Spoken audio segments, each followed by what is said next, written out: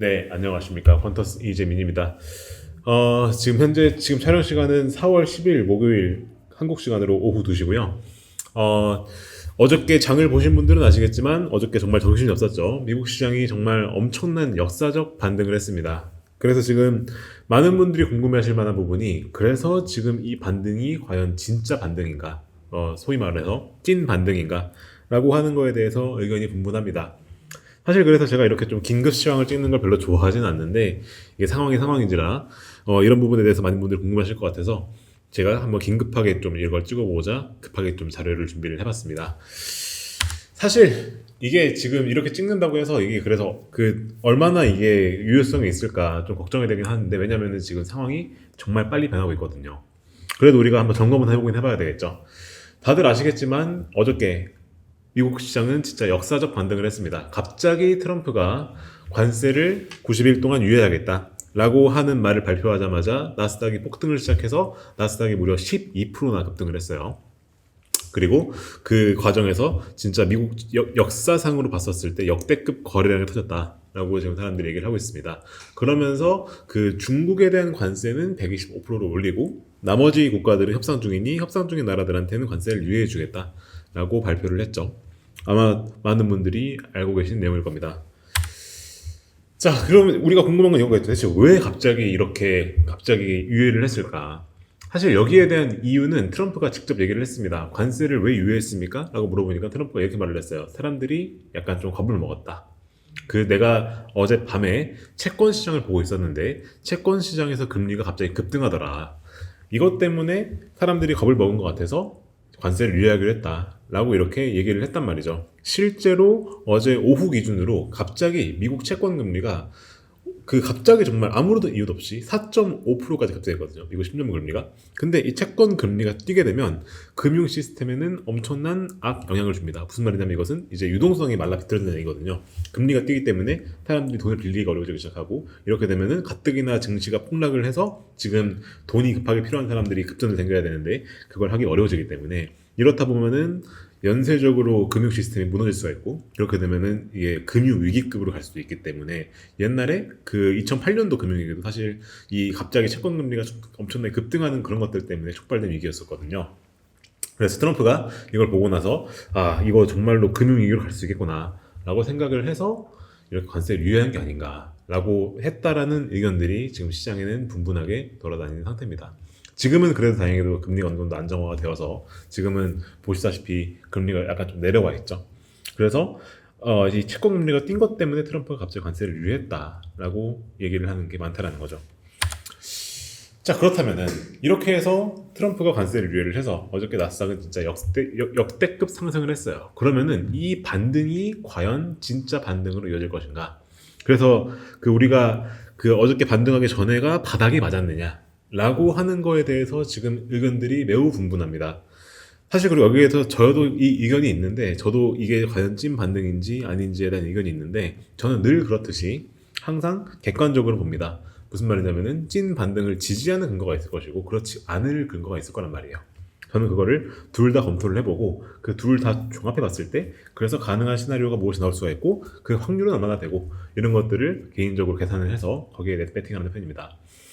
그래서 기본적으로 한쪽의 의견만 들을 필요는 저는 절대로 생각합니다. 사실상 의견이 나뉠 수도 있어요. 그럼 우리가 그것을 전부 다 검토해야죠. 반등을 지지하는 근거가 있을 수 있고 그렇지 않은 근거가 있을 수 있는데 그거를 우리는 둘 다 보고 판단을 해야 됩니다. 자, 그러면은 일단 찐 반등을 지지하지 않는 근거를 먼저 보겠습니다. 이게 찐 반등이 아니다 라고 주장하는 근거들은 어떤 것들이 있느냐, 시장에서 나오는 얘기들입니다. 첫 번째로 뭐가 있냐면은 중국 관세는 이게 철회된 게 아니란 말이에요. 중국 관세는 오히려 올라갔어요. 원래 84%에서 125%로 올라갔죠. 근데 어저께 장의 흐름을 보면 사실 이 중국의 관세를 때리게 됐을 때 직격탄을 맞는 기업들이 있습니다. 대표적인 게 여기 보여드리는 애플 같은 기업들. 애플은 기본적으로 중국에서 아이폰을 만들고 중국에 많이 팔죠. 근데 중국의 관세를 때렸는데 얘가 반등을 했다? 라고 하는 건 무슨 뜻일까요? 실제로 애플이 엄청 많이 올랐어요. 이 M7 중에서도 꽤 많이 올랐거든요. 근데 그럼 애플이 반등했다는 뜻은 무슨 뜻일까? 즉 중국 관세에 직격탄을 맞는 기업들까지도 반등했다는 무슨 뜻일까? 이게 정말로 찐 반등이 아니라 숏 커버링. 그러니까 그 공매도를 했던 사람들이 더 이상 손실을 막기 위해서 공매도 포지션을 청산을 하면서 반등한 것이다. 라고 할 수도 있는 그런 근거가 된다는 거죠. 그러면 이 숏 커버링으로 인한 반등은 사실상 찐 반등은 아니고 말 그대로 기술적 반등이다. 라고 얘기할 수 있는 하나의 가능성을 우리가 제시할 수가 있죠. 그리고 사실 관세가 유예된 것이지 끝난 건 아니란 말이에요. 트럼프가 명확하게 얘기를 했어요. 상호 관세를 유예하는 것 뿐이다. 그 협상 과정에 따라서 이게 끝난 건 아니고 이제 우리가 90일 동안 협상을 하면서 결정을 할 거다라고 얘기를 했습니다. 그 말은 무슨 말이냐? 90일간 불확실성은 아직 남아있다 라는 뜻입니다. 그리고 중국에 대한 관세는 오히려 강화됐기 때문에 이 중국의 보복이 시대된다면 사실상 이제 다시 공이 중국으로 돌아갔죠.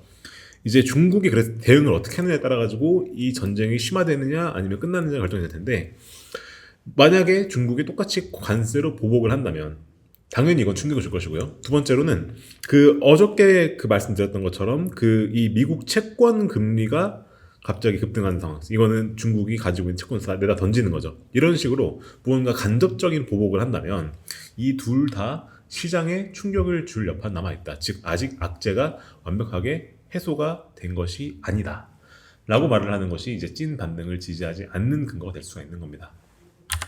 그리고 세 번째는 사실 지금 관세가 그럼에도 불구하고 발효는 됐습니다. 특히나 대중국 관세는 이미 발효가 되었죠. 그죠?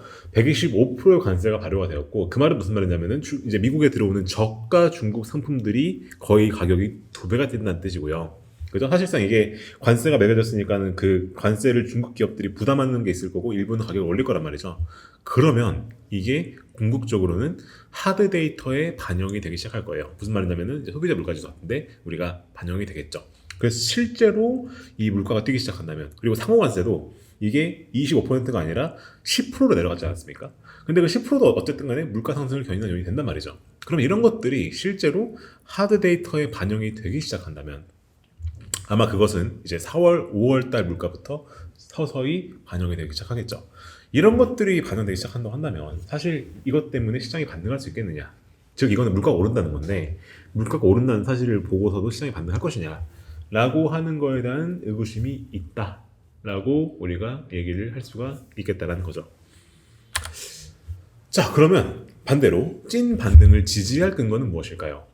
일단 첫 번째로 현재 S&P 500이 어제 기준으로 엄청나게 급반등을 해서 4,900 그 정도에서 갑자기 5,400까지로 올라왔습니다. 그래서 지금 현재 전고점이라고 저희가 부르죠. 전고점. 그러니까 상호 관세를 매기기 전, 그 당시 전고점에 지금 턱 밑까지 와 있습니다. 그랬을 때 만약에 S&P 500이 지금부터 계속 상승을 해서 만약에 전 고점을 돌파한다 하게 되면은 이건 기술적으로 아주 강력한 시그널이거든요. 그럼 대략 이게 제가 봤을 때는 5,700선으로 보이는데 이 5,700선을 뚫고 올라간다라고 하게 되면은 이때부터는 이게 이제 이유가 어떻게 됐던 간에 사람들이 투심이 살아났다라고 볼 수가 있는 그런 근거가 되고, 이렇게 되면은 이거는 찐반등으로 볼 수 있겠다라고 할 수 있는 근거 중 하나로 우리가 볼 수 있겠다는 거죠. 사실 이 매크로로 투자를 할 때 중요한 건 하나 뭐냐면 사람의 심리거든요. 사람들이 어떻게 이 투심이 어떻게 반영하느냐가 되게 중요한데, 투심을 볼 수 있는 증거는 뭐냐면 이 차트죠. 차트상 전고점을 뚫었냐 말았느냐 라고 하는 건 되게 중요한 지표입니다. 그래서 이걸 뚫고 가면은 악재가 나오더라도 사람들이 거기에 대해서 덜 둔감하게 반응하고요. 그리고 호재가 나왔을 때 민감하게 반응합니다. 그런 상황으로 갈 수 있느냐. 만약에 간다면 그거는 찐 반등으로 볼 수도 있겠다 말을 할 수 있을 것 같고요. 두 번째, 트럼프 푸시 동작하는 걸 확인을 했다. 이것도 되게 중요한 포인트입니다.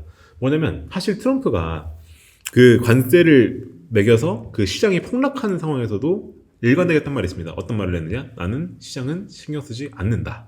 주식시장 폭락하는 거 신경 쓰지 않겠다.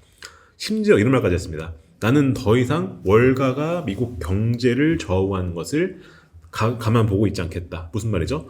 주식이 폭락하든 말든 나는 관세를 할 것이다 라고 얘기했던 건데, 어제는 정확히 그것과 반대되는 행위를 했어요. 무슨 말이죠? 채권 금리가 급등하는 걸 보고 나니까 이제는 내가 이때는 좀 포기해야 되겠구나. 이때는 내가 이제 유예를 해줘야 되겠네 라고 인정했단 말이에요. 그러니까 무슨 말이냐? 어느 정도 이제는 시장을 신경을 쓰기 시작했다라는 게 이제 여기서 나온 거란 말이에요. 그럼 이것은 곧 트럼프 풋이라고 하는 것이 이제 특정 시점이 되면은 동작하겠구나라는 걸 우리가 봤단 말이죠. 그래서 뭐 채권금리가 뜬다던가 혹은 어떤 금융시장에 뭔가 좀 위기를 불러일으킬 수 있는 요인이 발견되면은 어느 트럼프가 타협할 수 있는 인간이구나 라고 하는 거를 이번에 확인을 했고, 그러면 이전과 비슷하게 급락이 발생할 가능성은 상대적으로 낮아졌다 라고 시장이 인식할 가능성이 어느 정도는 생겼다 볼 수 있겠다는 거죠. 그래서 결론을 그려보면은 양방향으로 불확실성이 존재를 합니다. 찐반등을 지지하는 근거들도 몇 개가 있고 찐반등을 지지하지 않는 근거들도 있어요. 그래서 제가 봤었을 때는 사실 앞선 것들을 저희가 전부 다 종합해서 그려보면은 저는 이렇게 생각하고 있습니다. 이거는 뭐 제 개인의 의견이니까 뭐 이거를 보시고 판단하시는 분들에 따라 다를 수 있어요. 근데 제 개인의 의견은 뭐냐면 이런 상황에서는 폭발적 상승 시나리오는 좀 낮다라고 저는 봅니다. 완벽하게 이 관세라고 하는 불확실성 해소가 되고, 그죠? 그리고 이 관세가 실제로 하드 데이터에 영향을 주지 않는다라고 하는 거가 개런티가 되기 전까지는 사실 폭발적 상승을 하기에는 이게 사실 확률이 좀 낮지 않을까라고 저는 보고 있고요. 근데 이 상황에서는 횡보나 하락할 가능성, 그러니까 약간 이제 좀 그 박스권에 덤질 가능성, 이거는 제가 봤을 때는 중간 정도 확률로 그럴 수 있겠다라고 보고 있고, 그리고 급락장 시나리오도 나올 수는 있습니다. 이거는 이제 중국이 보복을 세게 해서 이제 채권금리가 뛰고 막 그런 상황이 생겼을 때 트럼프 풋이 제대로 동작하지 못할 가능성, 그랬을 때 이런 가사 나올 수가 있는데, 사실 이거는 사실 예전보다는 낮아지지 않았을까라고 보고 있어서 사실 시장이 지금부터 약간 좀 횡보하거나 약간의 하락하지 않을까라고 하는 것이 제가 보고 있는 중간 정도 확률이다라고 보시면 좋을 것 같습니다. 자, 그럼 우리는 어떻게 해야 되느냐? 사실 지금 상황을 보시면은 기본적으로 이 반등이 진짜인지 아닌지를 판단하기에는 이게 양쪽의 근거가 아직까지 우리가 보고 있는 정보만으로 명확하지 않단 말이죠. 이럴 때는 사실 우리가 무조건 분산 투자를 해야 됩니다. 즉 배팅을 세게 할 수 있는 환경이 아니기 때문에 이때는 가급적 포트폴리오를 잘 분산해서 짜는 게 너무너무 중요합니다. 사실 그리고 그거를 본인이 직접 하기 힘들지 않습니까? 그럴 때는 퀀트를 하는 게 답이다 말씀드려요. 알고리즘 매매를 하게 되면 알고리즘에서 알아서 포트폴리오를 짜주죠. 그리고 거기에는 이미 잘 분산된 포트폴리오가 거기에 들어가 있습니다. 이런 상황에서는 기본적으로 우리가 직접 투자하는 것보다 퀀트를 투자하는 게 저는 항상 옳다 말씀드려요. 사실 저는 언제 퀀트를 권하느냐라고 했을 때 이렇게 시장의 난이도가 올라갔을 때 저는 그럴 때 퀀트를 더더군다나 권합니다. 사실 시장 난이도가 쉬워. 예를 들어서 뭐 코로나 회복장 같이 그냥 뭘 사도 오르는 환경에서는 뭐 사실 뭐 퀀트를 하면은 수익이 더 날 수는 있겠지만 사실 뭘 사도 오르기 때문에 그런 시장에서는 우리가 뭐 굳이 퀀트를 권해야 되느냐라고 했을 때 저도 강하게 못 권해야 되는 경우가 많죠. 근데 이렇게 장의 난이도가 올라갔을 때는 개인이 직접 투자하는 게 어려우니까 이때는 퀀트를 하셔라 라고 저는 항상 말씀을 드린다는 겁니다. 그리고 저는 개인적으로 이거는 이 긴급 시황이랑은 좀 다른 얘기인데요. 개인적으로 생각하고 있는 겁니다. 뭐냐면은 그래서 이 관세 전쟁이 끝나면 이제 그 뒤로는 어떻게 될 것인가 라고 하는 거를 좀 제가 얘기를 해보고 싶은데요. 저는 사실 이 관세 전쟁이라고 하는 것 자체가 사실상 좀 어느 정도 패러다임의 전환을 가져왔다라고 생각을 합니다. 일단 두 가지 측면이 있는데, 첫 번째로는 이 미국이라는 나라에 대해서 그 대외 신인도라 그러죠. 이 대외 신인도가 어느 정도 변화를 주기에 지금 충분한 이벤트가 발생했다 보고 있어요. 사실 지금 트럼프가 했던 행위는 뭐냐면 이런 건데, 자신들의 나라가 적자를 보고 있기 때문에 동맹국조차도 이 무역 전쟁의 대상으로 삼은 거죠.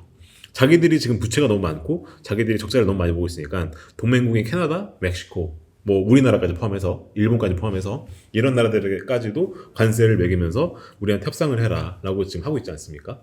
그리고 사실 어저께 트럼프가 했었던 언행들을 보면 사실상 이거는 주가 조작에 가깝다라고 할 정도로 조금 언행이 좀 심각했어요. 뭐 그 관세 유예 발표하기 전에 지금이 주식을 살 타이밍이니까 사라고 얘기하지 않았습니까?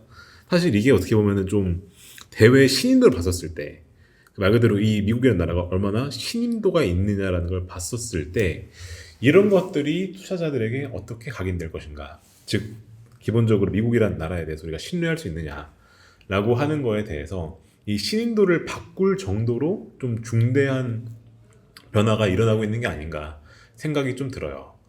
그러하다 보니까 갈수록 저는 이렇게 생각합니다. 이제 원래 세계가 세계화라는 트렌드로 가고 있었고, 근데 이게 좀 탈세계화로 가고 있는 게 아닌가 생각이 좀 듭니다. 구체적으로는 이제 자유무역에서 이제는 보호무역으로 가죠. 무슨 말이냐? 그 관세 장벽을 쌓아서 자기들 나라에 있는 생산성을 높이고 자기들 나라의 공장을 유치를 하고 그래서 모든 거를 다 자급자족을 하는 형태로 가고 있죠. 그래서 개방해서 고립된 형태로 가고 있습니다. 이게 기본적으로 경제 구조적 변화를 좀 가져올 것 같고요. 이 말 무슨 말이냐면 이런 건데 사실상 지금까지는 우리가 자유무역 세계에서는 각 국이 사실상 분업화되어 있습니다. 예를 들어 이런 거죠. 스위스는 시계를 잘 만들고 이탈리아는 파스타를 만들어 수출을 합니다. 이게 각 나라들이 잘하는 것들에 집중을 하고 그리고 그것을 자유무역을 통해서 서로가 주고받는 구조를 통해서 이득을 보는 구조였습니다. 근데 지금 현재 트럼프가 사실상 이러한 구조에 대해서 좀 근본적인 도전을 한 게 아닌가 생각이 좀 들어요. 그래서 이게 어떻게 보면 좀 패러다임 시프트가 일어나고 있는 게 아닌가 좀 생각이 들고요. 사실 이거는 뭐 제 의견인 것도 아니고 뭐 하워드 막스나 뭐 레이 달리오나 이런 분들이 하시는 얘기를 제가 좀 쉽게 적어 놓은 겁니다. 그래서 이런 트렌드가 관측이 된다고 했을 때 우리가 앞으로 투자를 할 때 함에 있어서 지금까지와는 조금 다른 패러다임으로 접근해야 되지 않을까라고 하는 것도 좀 생각이 좀 들어서 한번 코멘트로 달아봤습니다. 사실 그러다 보니까 앞서 말씀드렸다시피 이런 상황에서는 플러스가 크지 않습니까? 그러니까 그럴 때는 꼭 퀀트를 하나의 포트폴리오에 넣어보시는 거를 한번 저는 좀 권장을 드리고 싶다 말씀을 드리고 싶습니다. 네, 그래서 장이 되게 어려운데요. 그리고 사실 이렇게 긴급 시장을 찍어야 될 정도로 좀 장이 많이 어지럽고 그리고 제가 사실 이 영상을 찍어서 올린다고 한들 그 다음에 장이 어떻게 변할지도 저는 잘 모르겠습니다. 그런데 기본적으로 퀀트라고 하는 거는 그런 모든 경제 국면에 대응을 해서 투자할 수 있게끔 설계된 전략들을 저희는 제공을 해드리고 있으니 관심 있으신 분들은 저희 퀀터스 들어오셔서 이런저런 서비스들을 한번 좀 만나보시면 좋을 것 같습니다. 네, 그럼 오늘은 여기까지 하는 것으로 하고요. 저희 유튜브 채널 구독과 좋아요, 알림 설정까지 부탁을 드리겠습니다. 감사합니다.